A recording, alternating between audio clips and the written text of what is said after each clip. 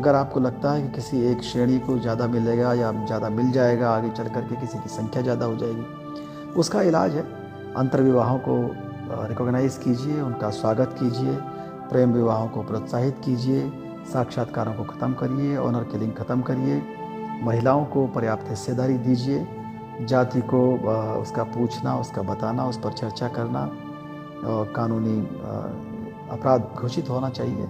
जब बांस नहीं रहेगा तो बांसुरी भी नहीं बजेगी, जाति खत्म हो जाए और उधर से एकाधिकार। जब काबिलियत की बात चलती तो ये भी, इसका उत्तर भी सुन लीजिए। जब प्रतिनिधित्व नहीं था SC ST OBC का, तब कौन सा जीता गया, कौन सा युद्ध जीता गया था? प्लासी का जीता गया, कोई पानीपत के 3 युद्ध हुए, क्या वो युद्ध जीते गए?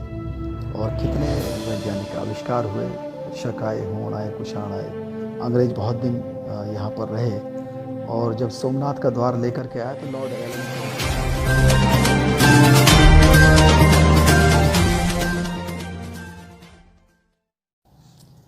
साथियों, जब भी प्रतिनिधित्व की बात चलती है, रिप्रेजेंटेशन की, तो बहुत से लोग उसको आरक्षण कह के उस पर एक टिप्पणी क्या करते हैं कि ये गलत है, या ये मान के चलते हैं कि ये किसी के हिस्से को मार करके आरक्षण किसी को दिया जा रहा है दूसरे को, और वो ये मानते हैं कि उनका अपना हिस्सा कम हो रहा है, दूसरे का हिस्सा जो कम काबिल है उसको मिल रहा है।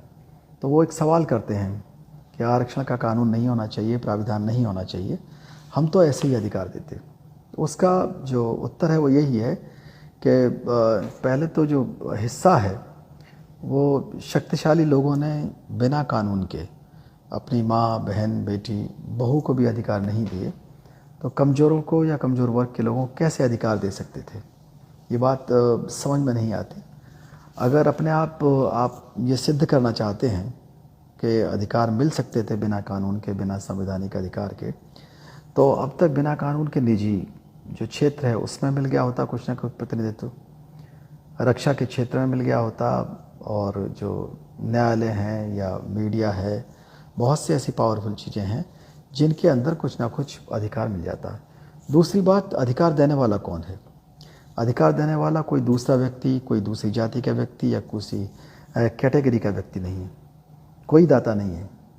अगर दाता कोई है तो वो संविधान है। संविधान से हर आदमी को, हर नागरिक को अधिकार मिले हैं, और उसमें जो कमज़ोर वर्ग का है या जो पिछड़ गया है उसके बारे में शेड्यूल बने हुए हैं, उसकी लिस्ट बनी हुई है, और वो एक नियमानुसार ड्यू प्रोसेस ऑफ लॉ से वो उनमें बदलाव होते हैं। जो भी चीज़ें हैं वो बिना कानूनी प्रक्रिया के नहीं हो सकती हैं। तो कोई ये मान के चले कि कौन देने वाला है और कौन लेने वाला है, तो लोकतंत्र में अधिकार एक संवैधानिक प्रक्रिया के द्वारा मिलते हैं, जिनको कोई व्यक्ति ये नहीं मान सकता कि उसके अधिकार छीन करके दूसरे को दे दिए गए हैं। दूसरा सवाल आता है, लोग कहेंगे कि आरक्षण नैतिक अधिकार नहीं है, आरक्षण हर कीमत पर ख़त्म होना चाहिए। तो उनका जो जवाब है, पहली बात तो यह कि क्या जाति नैतिक अधिकार है? जाति की वजह से आरक्षण आया, जाति की वजह से प्रतिनिधित्व आया, प्रतिनिधित्व की वजह से जाति नहीं आई। वो लोग मान के चलते कि नहीं, अगर प्रतिनिधित्व खत्म हो जाएगा, इस तरह के प्रोविज़न खत्म हो जाएंगे तो जातिवाद खत्म हो जाएगा। ये मानना, इससे बड़ा कुतर्क शायद कोई नहीं हो सकता। और अगर आपको ख़त्म करना है रिप्रेजेंटेशन या प्रतिनिधित्व तो ठीक है, एक कानून लेकर आइए, डिमांड करिए जाति के उच्छेद का, एनाइलेशन ऑफ कास्ट लॉ बने, और नौकरियों में साक्षात्कार खत्म हो, प्रमाण पत्र में जातियां ना हो, SC लिखा हो, ST लिखा हो, OBC लिखा हो, सामान्य लिखा हो, माइनॉरिटी लिखा हो, बात अलग चीज़ें हैं। और जो संसाधन हैं धन का, धरती का, वो उनका डिस्ट्रीब्यूशन सही हो, और जो चाहे वो धार्मिक केंद्र हैं, चाहे वो ज़मीन है, चाहे बाज़ार में है, उन पर भी जो एकाधिकार बना हुआ उसका भी सर्वे होना चाहिए। एकाधिकार भी सभ्य समाज में और लोकतंत्र में एक निश्चित रूप से ये बेईमानी है, एकाधिकार भी भ्रष्टाचार है। कई लोग पूछते हैं कि क्या हमको आरक्षण के विरोध का अधिकार नहीं है? आपको विरोध का अधिकार तब होगा जब आपका कुछ ले लिया जाए। अगर किसी व्यक्ति ने या किसी समूह ने, किसी श्रेणी ने अपनी संख्या से ज़्यादा ले लिया है, अपने हिस्सेदारी के दावे से ज़्यादा ले लिया है, तब तो आपको विरोध करने का अधिकार है। लेकिन अगर उसने अपनी संख्या, अपने अनुपात से बहुत कम लिया है, तब आपका विरोध करने का कोई भी नैतिक अधिकार नहीं होता है। और फिर बात आती है, लोग तुरंत सवाल करते हैं कि हम तो काबिलियत की बात करते हैं, और जब काबिलियत की बात चलती तो ये भी, इसका उत्तर भी सुन लीजिए। जब प्रतिनिधित्व नहीं था SC ST OBC का, तब कौन सा जीता गया, कौन सा युद्ध जीता गया था? प्लासी का जीता गया, कोई पानीपत के 3 युद्ध हुए, क्या वो युद्ध जीते गए? और कितने वैज्ञानिक आविष्कार हुए, शक आए, होण आए, कुषाण आए। अंग्रेज बहुत दिन यहाँ पर रहे, और जब सोमनाथ का द्वार लेकर के आया तो लॉर्ड एलनबरो लेकर आया था। यहाँ का कोई राजा महाराजा या सेनापति इतना लायक, इतना काबिल नहीं हुआ, जबकि उस समय कोई रिप्रेजेंटेशन नहीं था, कमज़ोर वर्ग के लोग नहीं थे, और वो लोग जो सोमनाथ का द्वार है उसको वापस नहीं लेकर आए। कोई बदले की भावना उन्होंने नहीं दिखाई। लोकतंत्र में हिस्सेदारी निहित है, रिप्रेजेंटेशन उसमें होना ही चाहिए। और जो फ्रीडम मांगा गया, फ्रीडम के लिए लड़ाई लड़ी गई, इंडिपेंडेंस मिली 15 अगस्त को, तो उसमें यह निहित था कि हम एक अपनी ऐसी राजनीतिक और प्रशासनिक व्यवस्था, शासन चाहते हैं जिसमें हमारी हिस्सेदारी हो। वरना अगर काबिलियत की बात है तो अंग्रेज हट्टे कट्टे थे, और यहाँ का जो एवरेज हाइट है उससे ज़्यादा लंबे चौड़े थे, और अंग्रेजी अच्छी जानते थे, तो अच्छे विज्ञान जानते थे, अच्छा हथियार चला लेते थे, अच्छा घुड़सवारी करते थे, अच्छी तैराकी करते थे, खेलों में भी अच्छे थे। तो उनको यहाँ से बाहर करने का जो इतना बड़ा मूवमेंट चला, तो इस मूवमेंट को चलाने की कोई आवश्यकता ही नहीं थी। आवश्यकता तो इसीलिए पड़ी कि हम यहाँ के रहने वाले हैं, हम यहाँ पैदा हुए, ये हमारा समाज है, हमारा देश है, इसकी बागडोर हमारे पास होनी चाहिए। हमारे पास का मतलब ये नहीं है कि सिर्फ कुछ लोग, कोई राजा महाराजा हों या कोई अमीर लोग हों, उसमें सभी लोगों की हिस्सेदारी हो, ये उसमें निहित है, क्योंकि लोकतंत्र है और एक संविधान के तहत ये चीज़ें आगे आई, और संविधान के तहत ही आपको सारी आज़ादी, सारे अधिकार मिले। फिर वो अपना कुतर्क करने लगते हैं कि जाति तो भगवान ने बनाई है। ये निश्चित रूप से इसका कोई जवाब नहीं हो सकता। जब आप एक चीज़ को बनाई हुई मान लेते हैं तो दूसरे व्यक्ति को भी मानना चाहिए था। लेकिन निश्चित रूप से ईश्वरवाद में ये जवाब ढूंढना या सवाल करना, ये कुतर्क के अलावा और कुछ नहीं हो सकता। फिर सवाल आता है, पूछने लगते हैं कि नेताओं और अफसरों के बच्चों को क्यों मिलता है रिप्रेजेंटेशन? वो तो पैसे वाले हैं, इन पर क्रीमी लेयर लागू होनी चाहिए। देखिए, क्रीमी लेयर लागू तब होनी चाहिए जब कोई रिप्रेजेंटेशन का जो अधिकार है वो आर्थिक अधिकार होता है। वो आर्थिक व्यवस्था बदलने के लिए नहीं है, गरीबी उन्मूलन कार्यक्रम नहीं है। इसको सिर्फ एक सामाजिक जो उत्पीड़न है उसको ख़त्म करने के लिए दिया गया है। सामाजिक उत्पीड़न खत्म हो जाए या जाति खत्म हो जाए तो कोई प्रतिनिधित्व मांगने वाला नहीं होगा। अपने आप प्रतिनिधित्व लोगों का ठीक होने लगेगा, क्योंकि फिर जो भी चीज़ें होंगी वो निश्चित रूप से किसी के नुकसान के लिए नहीं होंगी। लेकिन आप क्रीमी लेयर का इस्तेमाल इसलिए करना चाहते हैं कि लोगों को लीडरलेस कर दें, लोग नेतृत्व विहीन हो जाएं, और जो हिस्सेदारी की चीज़ें हैं वो बांटो और राज करो वाली स्थिति में फिर उन्हीं लोगों के हाथ में आ जाएं जिनके हाथ में बागडोर रहती है, या जो एक अधिकार बनाए रहते हैं। फिर अगला सवाल आता है कि ऐसे तो आरक्षण हमेशा चलता रहेगा या प्रतिनिधित्व हमेशा चलता रहेगा। प्रतिनिधित्व तो बुरी चीज़ नहीं है, चलना चाहिए। अगर आपको लगता है कि किसी एक श्रेणी को ज़्यादा मिलेगा या ज़्यादा मिल जाएगा, आगे चल करके किसी की संख्या ज़्यादा हो जाएगी, उसका इलाज है। अंतर्विवाहों को रिकॉग्नाइज़ कीजिए, उनका स्वागत कीजिए, प्रेम विवाहों को प्रोत्साहित कीजिए, साक्षात्कारों को ख़त्म करिए, ऑनर किलिंग ख़त्म करिए, महिलाओं को पर्याप्त हिस्सेदारी दीजिए, जाति को उसका पूछना, उसका बताना, उस पर चर्चा करना कानूनी अपराध घोषित होना चाहिए।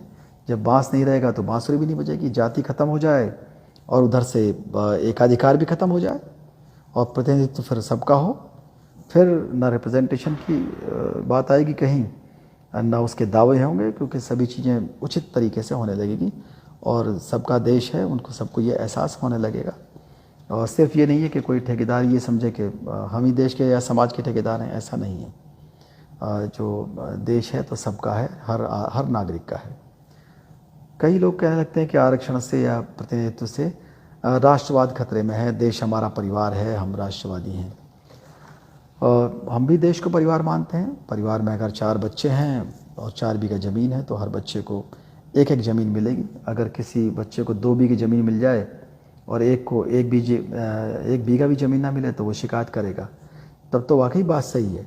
ये जो परिवार का नैतिक और आर्थिक नियम है वो तो यही है कि हाँ 4 बच्चे हैं तो चारों को एक एक बीघा ज़मीन मिलनी चाहिए। इसी तरह से देश है, देश को परिवार हम भी मानते हैं, पूरा परिवार है, लेकिन उसमें हिस्सेदारी तो इस राष्ट्रवाद को बढ़ाएगी ही। ना उत्पीड़न होना चाहिए और ना ही उत्पीड़न का आधार, और ना एकाधिकार हो और ना ही विशेषाधिकार हो, ना बेरोक अधिकार हो, तब फिर किस बात की दिक्कत है। फिर भ्रम फैला जाता है कि आरक्षण तो 10 साल का था। 10 साल वाला भ्रम बहुत दिनों से चला आ रहा है, अभी भी कुछ लोग उसको बार बार जिंदा कर देते हैं। 10 साल वाला जो आरक्षण है वो आर्टिकल 335 से इसका कोई संबंध नहीं है, वो 330 और 32 से है, 334 में दिया हुआ है संविधान में। तो इस भ्रम को ना फैलाएं। इसकी कोई समय सीमा नहीं है आर्टिकल 335 की। जल्दी से जल्दी जाति ख़त्म कर दीजिए, जल्दी से जल्दी एकाधिकार ख़त्म कर दीजिए, विशेषाधिकार ख़त्म कर दीजिए, ख़त्म, अपने आप कोई मांगने वाला ही नहीं रहेगा। और कई लोगों ने ये भी सवाल किया कि आप नहीं जानते आरक्षण की वजह से हमारे बच्चों का सिलेक्शन नहीं हो पाया, बहुत पीड़ा होती है और आपको पता नहीं है कितनी पीड़ा होती है।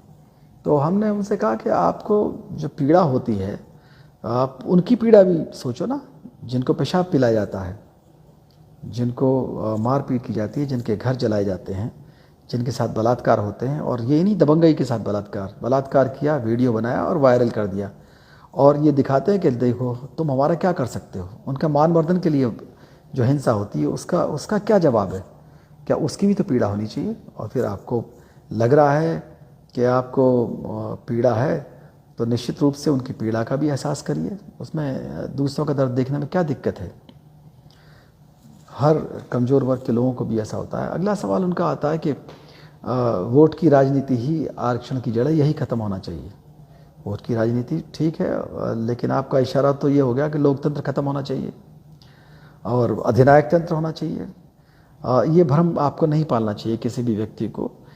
ये समझिए जब भी तानाशाही होती है वहाँ अशांति होती है, अशांति के बाद क्रांति होती है, और क्रांति विद्रोह के बाद भी एक संविधान के तहत हस्ताक्षर होते हैं और समझौता होता है, उसमें हिस्सेदारी एक आधार होती है। ये पूरी दुनिया का इतिहास बताता है, हर देश का, हर समाज का, और संविधान पर चलने में ही हर आदमी को फ़ायदा है।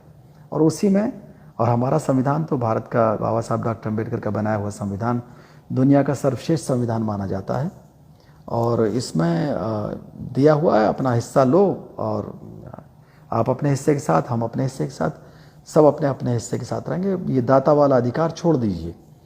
कोई ना तो दाता है ना ही कोई भिखारी है, सब भारत के नागरिक हैं। ये कुछ चीज़ें एक साथ चलती हैं, लोकतंत्र है, हिस्सेदारी है, शांति है, विकास है, न्याय है। अगर इनमें से एक भी ख़त्म होता है तो दूसरा भी ध्वस्त होता है। और इस कड़ी का स्वागत करिए और इस पर चल के देखिए। निश्चित रूप से राष्ट्र की एकता, अखंडता, शांति, विकास, न्याय, सब चीज़ें अच्छी तरह से होंगी। ऐसा कोई भी सवाल, ऐसा कोई भी भ्रम जो लोगों के दिलों में दूरी बढ़ाए, ये अच्छी बात नहीं है। जो भारतीय संविधान चाहता है कि हम सब इकट्ठा होकर के एक अपनी जो व्यवस्था है उसको अच्छी तरह से बेहतर करें और सब लोग विकास करें, यही हमारी सरकारें भी चाहती हैं, और उसी पर चल करके आगे सबका विकास है। मेरा अपना चैनल, आपका चैनल, समाज का चैनल, देश का चैनल NB News 24/7 को आप लाइक करें, सब्सक्राइब करें और ज्यादा से ज्यादा इसकी वीडियो को शेयर करें, ताकि हर खबर को मैं आप तक आसानी से पहुंचा सकूं।